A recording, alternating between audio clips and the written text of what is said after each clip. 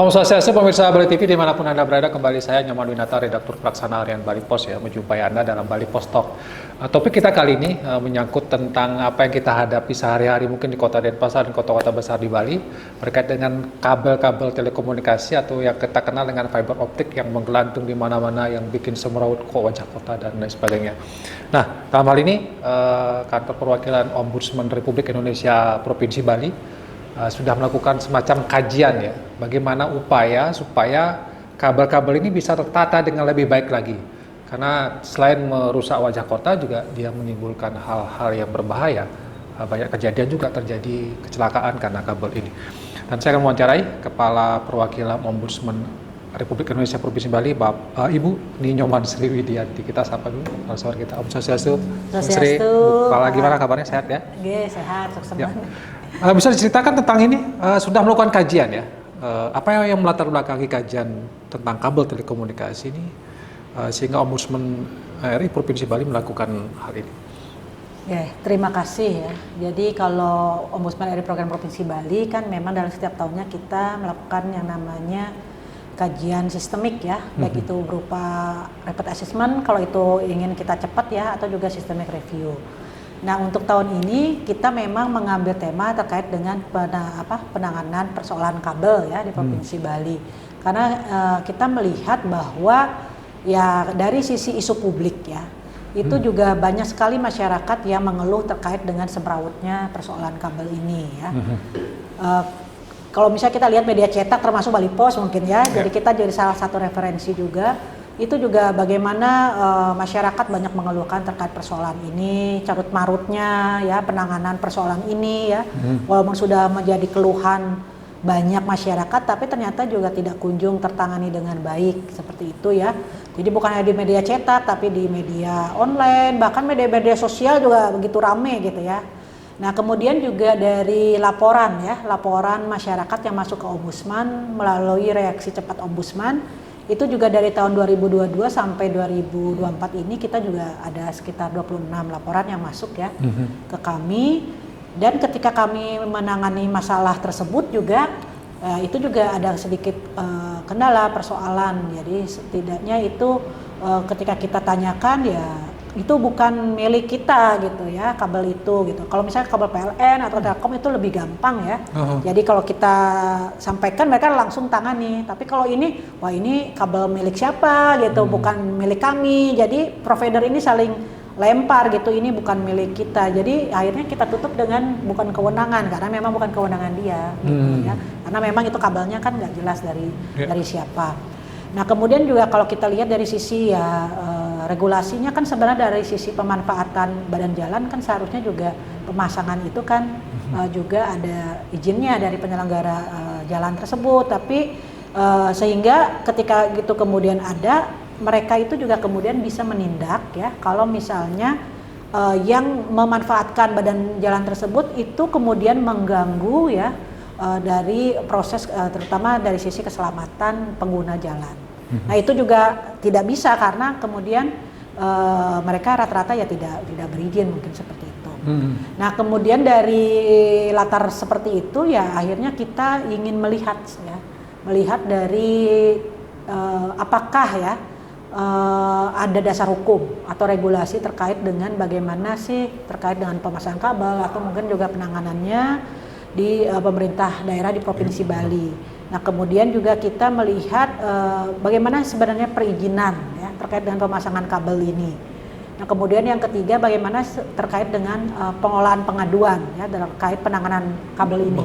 Nah, karena ini juga menjadi satu persoalan karena itu tadi bahkan sering lempar juga misalnya terkait dengan artinya di tingkat pemerintahan pun juga terjadi saling lempar ya. Siapa yang punya kewenangan juga mereka kebingungan juga karena gitu masih belum jelas sebenarnya kewenangannya ada di mana seperti itu. Nah, kemudian dari tiga hal ini kita memang mengambil sampel ya. Jadi kita sampelnya masih di Sarbagita. Jadi di pemerintahannya di Kota Denpasar, Kabupaten Badung, Gianyar dan Tabanan. Karena memang kita lihat kan dari sisi kepadatan penduduk, kemudian juga peningkatan dari sisi pengguna ya, user teknologinya juga. kemudian dari sisi pariwisata juga yang harus berkembang gitu ya. Nah ini juga mengganggu wajah pariwisata kita ya terkait semrawutnya kabel ini. Jadi itu yang menjadi pilihan kita di Sarbagita. Nah kemudian kita mengambil data-data dari instansi ya, baik itu di Dinas Kominfo, kemudian dari PUPR, kemudian dari penanaman modal dan PTSP karena itu terkait dengan perizinan. Dan juga sampel misalnya di Abjatel, kemudian di kecamatan atau desa yang selama ini juga melakukan misalnya ada masalah-masalah ya terkait dengan problematika kabel-kabel yang semrawut ini. Nah dari data-data yang kita peroleh itu memang ternyata yang pertama itu dari sisi regulasi tadi ya. Ternyata baru ada peraturan di tingkat Perda itu di Kabupaten Badung dari tahun 2016. Kemudian di Kota Denpasar itu perwali, baru masih tahap perwali. Nah kemudian kalau untuk di Kabupaten Tabanan dan Gianyar itu belum ada Perda maupun Perbub lah ya setingkat itu yang memang mengatur lah terkait dengan utilitas ya, terkait dengan pemasangan kabel-kabel tersebut. Nah kemudian kalau terkait dengan perizinan, kemudian kita juga mendapatkan data bahwa memang belum ada ya yang memang mau mengajukan perizinan secara resmi. Ya. Izin yang dimaksud dalam hal ini adalah izin pemasangan kabel di yang melintang di jalan atau yang dipasang di jalan, atau izin seperti apa yang di ya kalau izin providernya mungkin ada ya kan mereka izin usahanya mungkin sudah ada. Ya, itu kan diuruskan di pusat ya lewat USS. Tapi ketika melakukan pemasangan kabel-kabel tiang dan sebagainya itu kan sebenarnya menggunakan badan jalan ya. Dan itu wajib harusnya punya izin ya? Ya kalau secara undang-undang jalan, kemudian peraturan pemerintah terkait dengan pemanfaatan ruang badan jalan ya, itu memang harus ada izin untuk pemanfaatan ruang badan jalan ya. Dan itu juga dikembalikan kepada kewenangan masing-masing di jalan provinsi ya provinsi, nasional ke nasional dan kabupaten kota di kabupaten kota. Nah itulah yang kita gali ya, walaupun memang misalkan di Badung itu belum ada yang mengajukan. Kemudian di Denpasar juga ada satu tidak memenuhi syarat. Kemudian di Gianyar malah sudah ada ya beberapa yang mengajukan untuk rekomendasi teknis ya pemanfaatan dari badan jalan itu ya, itu ada sekitar 5. Kemudian di Tabanan juga ada yang mengajukan sejumlah dari 35 itu. Tapi intinya rekomendasi teknis itu memang sebenarnya dikeluarkan juga oleh PUPR gitu ya, tetapi ternyata itu belum semua, jadi belum ada semacam izin pemanfaatan badan jalan tersebut. Ya makanya kita juga apakah secara aturan sebenarnya ada bunyinya untuk pemanfaatan itu perlu ada izin, tapi dalam faktanya mereka juga belum melakukan izin-izin tersebut ya dalam menggunakan badan-badan jalan, dalam arti bukan hanya tiangnya saja, karena kan kabelnya yang sangat berbahaya misalnya sebenarnya. Ya walaupun misalnya di rumah milik misalnya di lahan pribadi ya, tapi kalau itu kan kabelnya melintang juga di badan jalan gitu. Kan alasannya wah itu kan milik pribadi, tapi ini kan memanfaatkan badan jalan karena di atas ruang jalan juga kan, karena itu itu intinya juga pengguna jalan itu kan juga sangat berbahaya, jadi itu juga yang perlu diperhatikan lah menurut kita. Nah kemudian terkait dengan penanganan pengaduan, yaitu tadi, jadi pengaduan-pengaduan yang masuk itu biasanya hanya ditangani ke instansi di mana pengaduan itu dilakukan. Misalnya kalau ada pengaduan masuk ke Kominfo ya ke Kominfo aja yang menindaklanjuti, tapi Kominfo terkadang nggak ada kewenangan untuk, karena itu jalan ya berarti PUPR juga begitu ada masuk, tapi biasanya hanya menyampaikan ke Abjatel. Tapi Abjatel sendiri responnya lambat gitu ya, karena bisa jadi mereka belum tahu itu kabelnya mereka atau enggak gitu. Jadi akhirnya responnya sangat lambat atau bahkan juga tidak ada respon, begitu keluhannya. Nah demikian juga dengan pengaduan yang di tingkat bawah, karena kan banyak juga pengaduan-pengaduan itu sampainya ke kepala lingkungan ya yang terdekat. Dan kepala lingkungan itu mereka juga sudah punya yang namanya WhatsApp group bersama Abjatel. Abjatel ada ya. Nah hanya saja keluhan dari para kepala lingkungan yang kita ambil sampel itu mereka kesulitan juga. Jadi kalau sudah menyampaikan ada keluhan nanti responnya lambat juga. Ya dari Abjatel demikian juga kadang juga direspon akhirnya tidak tertangani juga gitu. Ya Nah itulah yang kesulitan-kesulitan itu dari sisi penanganan pengaduan ya. Nah itu yang menjadi concern kita juga Ombudsman karena soal penanganan pengaduan ya. Nah kemudian dari hal itu ya dapat disimpulkan ya memang ada masalah lah ya. Tapi dari segi konsep pemerintahan harusnya kalau ada pengaduan yang berkaitan dengan pelayanan publik, harusnya pemerintah ini punya standar operasional untuk menangani pelayanan itu. Ya, Pengaduan itu maksudnya. Tapi ini yang tidak terjadi pada kasus kabel-kabel telekomunikasi yang ada di kota-kota di Denpasar ini gitu berarti ya. Ya intinya sebenarnya bisa jadi mereka sudah ada standar pelayanan untuk pengaduan ya. Apalagi sekarang pengaduan itu kan ada di SP4N Lapor atau Denpasar atau tempat-tempat lain ini ya secara online. Tetapi ya itu tadi karena seringkali ya ini karena bukan kewenangan jadi dilemparkannya ke instansi yang lain gitu. Jadi nggak selesai juga ya. Jadinya akhirnya nggak selesai juga begitu. Nah makanya kami juga dari hasil analisis kami sebenarnya itu kita menemukan ada 3 potensi. Jadi kalau kajian ini kita kan melihat ada nggak potensi maladministrasi. Jadi kita menemukan ada 3 potensi maladministrasi. Yang pertama itu dugaan penyimpangan prosedur. Jadi terkait dengan dugaan penyimpangan prosedur dalam proses penanganan kabel-kabel ya yang ada dan terutama pemasangannya juga karena memang rata-rata kan juga belum berizin. Kemudian juga ada potensi terkait dengan namanya penundaan berlarut. Ya. Jadi penundaan berlarut dari sisi kalau pengaduan. Jadi kalau misalnya ada pengaduan ya itu tadi berlarut ya. Tidak tertangani, tidak terselesaikan gitu ya. Kemudian yang ketiga dia tidak mendapatkan pelayanan. Jadi ya itu tadi ya kan. Kan nggak diapa-apain jadi nggak dapat pelayanan gitu ya. Terkait dengan jadi ini berpotensi ada maladministrasi ya sebenarnya. Sehingga kami sudah memetakan kalau ini kemudian tidak tertangani dengan serius oleh pemerintah daerah ya tentunya maladministrasi ketiga ini pasti akan terjadi. Seperti itulah makanya tujuan dari kajian ini adalah mencegah maladministrasi.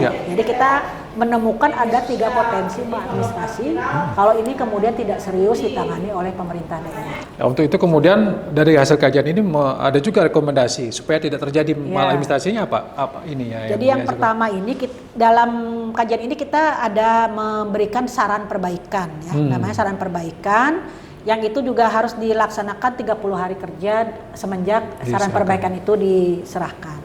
Nah, dalam hal ini kita memberikan 3 saran perbaikan. Jadi yang pertama ini yaitu pemerintah ya, baik itu di Denpasar, Badung, Tabanan, Gianyar itu membentuk tim kerja ya. Tim kerja dalam proses penanganan kabel ya. Telekomunikasi ini. Tim kerja. Jadi kalau misalnya ada Pemda yang tadi sudah memiliki perda atau perwali itu menindaklanjuti perda perwalinya tersebut dengan membentuk tim kerja yang bisa langsung diimplementasikan. Tapi kalau yang belum ya tentunya mereka juga tetap bekerja tapi juga sambil menyusun nanti ke depannya perlu ada satu regulasi juga ya dalam bentuk perda atau perbup. Nah, kemudian yang kedua yaitu tim kerja tersebut kemudian melakukan inventarisasi ya, inventarisasi terkait dengan perizinan terkait kabel telekomunikasi tersebut. Jadi ini terkait dengan provider-provider apa yang ada di sana, dan kemudian perizinannya seperti apa, termasuk juga mungkin memetakan di mana saja mereka melakukan pemasangan di daerah mana. Kemudian yang ketiga, tim kerja tersebut juga membuat standar pelayanan terkait dengan penanganan pengaduan terkait kabel ini. Ya, karena di sini tim kerjanya terpadu, kita harapkan memang standar pelayanannya itu nantinya bisa dilaksanakan secara terpadu ya. Jadi tidak lagi parsial menjadi standar pelayanan di masing-masing OPD, tetapi menjadi standar pelayanan terkait dengan penanganan pengaduan khusus terkait kabel telekomunikasi. Jadi intinya membentuk masing-masing harus membuat tim kerja ini. Ya. Karena kalau nggak ada tim kerja yang serius menangani itu nggak ada ini ya. Jadi memang harus ada tim kerja secara bersama-sama lah. Jadi bisa jadi stakeholder terkait itu diajak dalam satu tim kerja. Batas waktunya 30 hari setelah diserahkan. Gitu ya. Diserahkan tanggal 2 ya, 2 Desember ini. Dan itu akan ada pemantauan lagi dari nanti kami akan Ombudsman melakukan monitoring terkait dengan ini. Karena juga sudah menandatangani berita acara.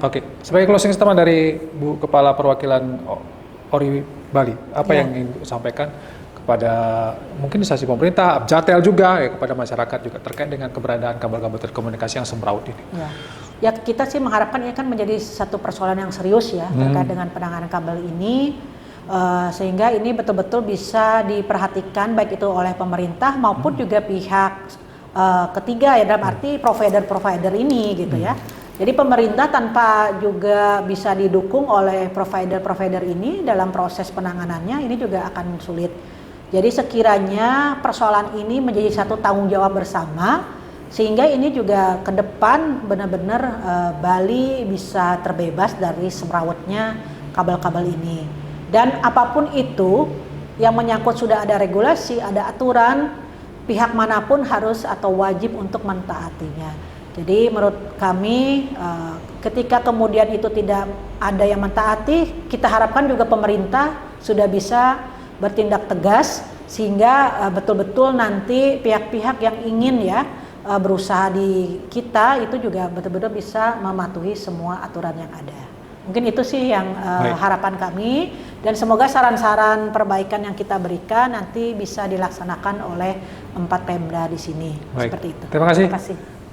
Bu Sri, tadi dari Kepala Perwakilan Ombudsman Republik Indonesia Provinsi Bali, tentu kita semua berharap ya persoalan kabel ini bisa selesai, karena kalau tidak maka mungkin ke depan akan semakin semrawut, dan pemerintah terutama ini bisa bertindak tegas untuk menertibkan hal-hal yang mungkin selama ini bisa juga mengakibatkan kecelakaan bagi pengguna jalan karena kabel yang menggelantung, kabel yang semrawut dan lain sebagainya. Kita apresiasi apa yang dilakukan perwakilan Ombudsman Republik Indonesia untuk Provinsi Bali, mudah-mudahan bisa segera direalisasikan. Demikian Bali Post Talk kali ini, saya ucapkan terima kasih. Satu dengan Promo Santi, Om Santi. Terima kasih, sampai jumpa.